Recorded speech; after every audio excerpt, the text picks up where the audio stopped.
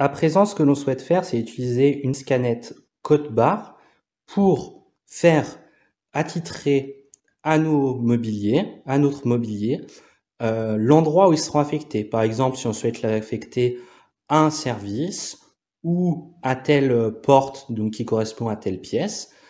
Donc on va faire ça avec une technologie code barre et ensuite décharger les informations sur le logiciel GSM qui est lui sur un ordinateur, un PC. Grâce à GSM, on a édité des étiquettes autocollantes avec les informations qu'on souhaite apparaître. En l'occurrence, 1 pour un numéro de service, l'armoire, donc ça c'est la famille, un code barre à la fois qui est en barre, mais aussi un code barre en clair. Ça permet notamment, quand l'étiquette est endommagée, c'est pas possible de la lire, de quand même reporter sur la scanette le code barre. Là, on a une planche d'étiquette qui va correspondre à des services et à des portes. Donc là, on a notre service, on va scanner notre service, on va scanner une porte. Donc ça peut être très bien collé sur un mur, mais ça peut aussi apparaître dans un classeur. Une fois qu'on a réalisé ceci, on va avoir un menu, d'accord, avec des possibilités d'entrée et de sortie, de décharger sur l'ordinateur ou de voir les opérations. Donc à présent, on va aller dans un service pour affecter le mobilier à un service et à une pièce. On veut faire une entrée du mobilier dans une pièce. On clique donc sur 1, entrée. Ensuite, on va scanner notre code barre, indiquer le nombre de quantités qu'il y a. Là, en l'occurrence, il y a une seule armoire, on met 1.